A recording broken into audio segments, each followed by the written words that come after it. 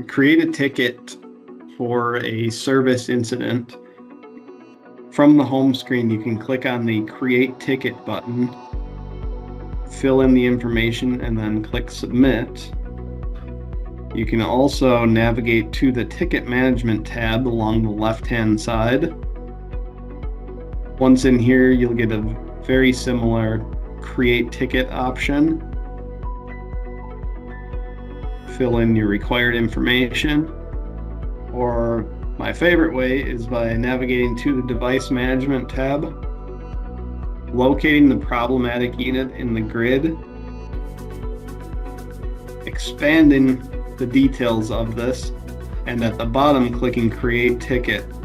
This will pre-populate some of the information and eliminate the keystrokes needed for a ticket.